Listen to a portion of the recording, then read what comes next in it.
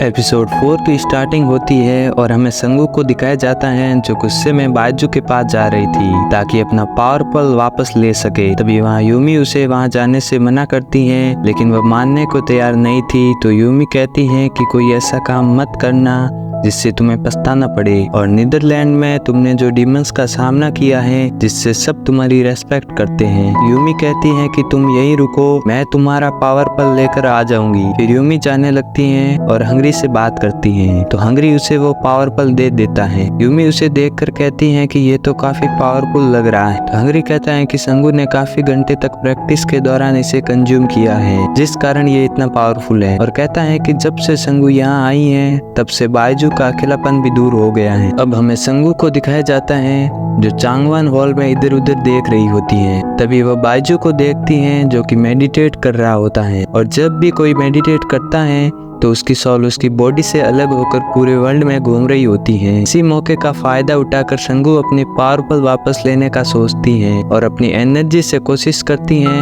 लेकिन वह इसमें नाकाम रहती है। बायजू को किस करने की कोशिश करती हैं। अब वह बायजू के करीब जाने लगती हैं, लेकिन तभी बायजू की आंख खुल जाती है। बायजू से यहाँ आने का कारण पूछता है तो वो कहती हैं कि मैं ही अपना पावर पल लेने आई हूँ, और फिर वहाँ से चली जाती है। अब बायजू और हंगरी बात कर रहे होते हैं तो बायजू हंगरी से कहता है कि अगर किसी दोस्त ने उसके दोस्त का इस्तेमाल किया है और उसका दोस्त नाराज हो चुका है तो अब क्या करना चाहिए। तो हंगरी कहता है कि आपका तो कोई भी दोस्त नहीं है। फिर वह कहता है कि आपको उससे माफी मांगनी चाहिए। अब यूमी वह पावर पल देने के लिए संगू के कमरे में आती है जहाँ वह सो रही होती है। यूमी उससे बात करने की कोशिश करती है पर वह कोई जवाब नहीं देती और अपना मुंह ढक लेती है। यूमी उसे कहती मैं तुम्हारा पावर पल लेकर आ गई हूँ, पर वह उसका कोई जवाब नहीं देती। अब फिर से बायजू को दिखाया जाता है जो कि हंगरी के कहने पर संगू से माफी मांगने जाता है। संगू को दिखाया जाता है जो अपने फ्रेंड के साथ बैठी होती हैं। तभी वहाँ पर बायजू आता है और उसे माफी मांगने लगता है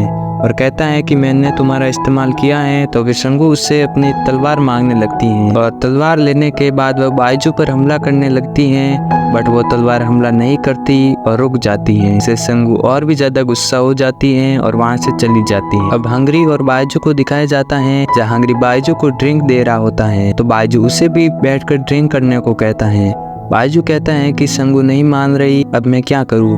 तो हंगरी कहता है कि मैं जो लिख कर दूंगा उसे आपको संगू को बोलना है। बायजू भी उसके लिए मान जाता है। अब संगू टेंसी और यूमी बैठे होते हैं, तभी वहाँ पर बायजू आ जाता है, जिसे देखकर संगू फिर से गुस्सा होने लगती हैं। लेकिन बायजू हंगरी द्वारा लिखे गए वर्ड बोलने लगता है। वह कहता है कि तुम काफी समझदार हो, काफी क्यूट भी हो और पहले से भी ज्यादा तेज हो चुकी हो। ये सुनकर सभी बायजू पर हंसने लगते हैं, जिससे बायजू गुस्सा होकर वहाँ से जाने लगता है। संगू भी उसके पीछे पीछे जाने लगती है। तो टेंसी उससे कहता है कि अब तुम कहाँ जा रही हो। संगू उसका कोई भी जवाब नहीं देती। यूमी कहती है कि इन दोनों की जोड़ी काफी प्यारी लग रही है। टेंसी मन ही मन जलस होता है। यूमी भी टेंसी को प्यार से देखती है, तो हमें पता चलता है कि यूमी भी टेंसी को पसंद करती है। अब टेंसी लव ऑफ टेम्पल में जाता है और गॉड ऑफ मैरिज से मिलता है और कहता है कि तुम ही सभी को शादी की मंजूरी दे सकते हो। तभी वो कहते हैं कि ये सिर्फ लोअर रेल में होता है, क्योंकि अपर रेल में गॉड्स की शादी नहीं करा सकता। तो टेंसी कहता है कि गॉड्स अपनी पूरी लाइफ कल्टीवेशन लेवल बढ़ाने में लगा देते हैं।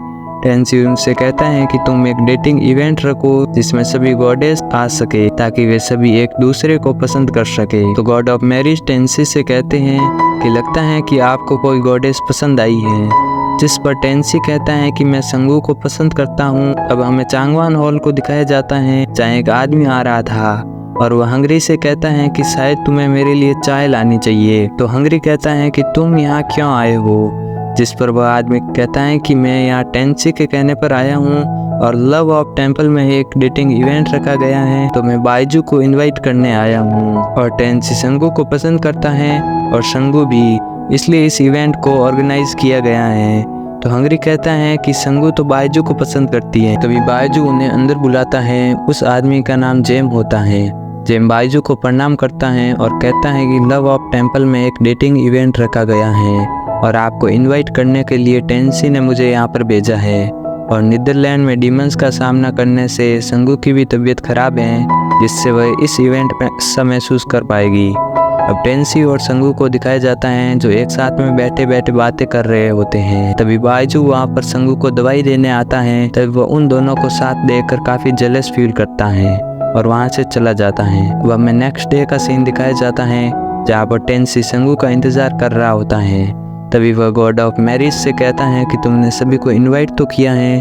तो वो कहते हैं कि हाँ, मैंने सभी को इनवाइट कर दिया है। गॉड ऑफ मैरिज टेंसी से कहते हैं कि तुम्हारा ड्रेसिंग सेंस काफी खराब है। तो टेंसी कहता है कि क्या मैं अच्छा नहीं लग रहा हूँ। तभी यूमी कहती है कि तुम काफी अच्छे दिखते हो और स्मार्ट भी हो, बट तुम लड़कियों के दिल की बात नहीं जान पाते और इस तरह तुम संगू को इम्प्रेस नहीं कर पाओगे। तभी बाइजू भी लव ऑफ टेम्पल में आ जाता है जिसे देखकर सभी लोग बहुत हैरान हो जाते हैं। तभी स्नो गॉडेस बाइजू के पास आकर कहती हैं कि आप कभी इस तरह के इवेंट में नहीं आते। तभी वो बाइजू को अंदर ले जाती हैं। अब संगू टेंसी से कहती हैं कि तुमने ये क्या पहन रखा है और उसके कपड़ों का मजाक उड़ाने लगती हैं। तभी टेंसी सोचता है कि शायद यूमी सही कह रही थी। अब बाइजू संगू से कहता है कि अब तुम्हारी तबीयत कैसी है। तो संगू कहती हैं कि अब पहले से बेटर है और वो उसे दवाइयाँ भी देता है और फिर उससे माफ़ी मांगने लगता है और कहता है कि मैंने तुम्हारी मर्जी के बिना तुम्हारा इस्तेमाल किया है।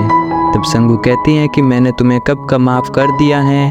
इसे देखकर सभी हैरान हो गए थे क्योंकि बाइजू सबसे पावरफुल गॉड था और स्नो गॉडेस की तो जलकर राख हो गई थी। फिर स्नो गॉडेस सभी को ड्रिंक देने लगती हैं और जानबूझकर संगू के ऊपर गिरा देती हैं। टेंसी उसे बुरा भला बोलता है। अब बाइजू संगू से कहता है कि मैं तुमसे बाद में मिलूंगा और फिर वहाँ से चला जाता है और स्नो गॉडेस भी उसके पीछे पीछे जाने लगती है। अब यूमी गॉड ऑफ मैरिज से बात कर रही होती है और उनसे रॉप ऑफ लव मांगती है। गॉड ऑफ मैरिज कहते हैं कि तुम्हें रॉप ऑफ लव क्यों चाहिए, क्या तुम भी किसी गॉड को पसंद करती हो। तो यूमी कहती है कि नहीं, आप मुझे बस रॉप ऑफ लव दो।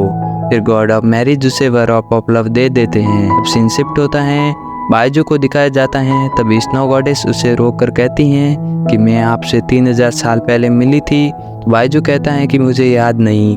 फिर वह कहती हैं कि मैं आपको अपनी फीलिंग्स बताना चाहती हूँ। तो बाइजू उसे कहता है कि मुझे पता है तुम्हारी फीलिंग्स।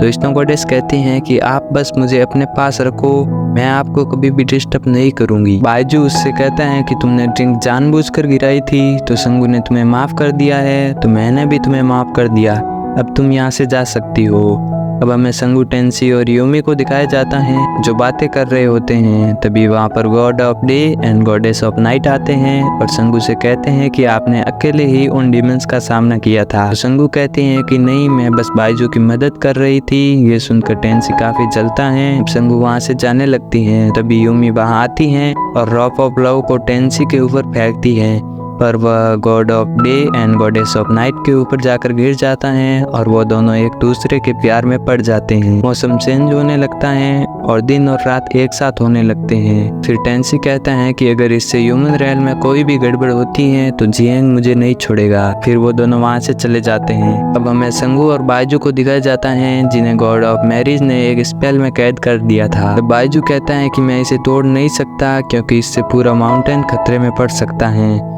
फिर बाइजू मेडिटेट करने लगता है पर संगू उसे डिस्टर्ब कर रही होती है। बाइजू उसे चुप रहने को कहता है पर वह नहीं मानती, तो बाइजू उसे अपनी पावर से गिरा देता है। संगू बाइजू के ऊपर ही गिर जाती है।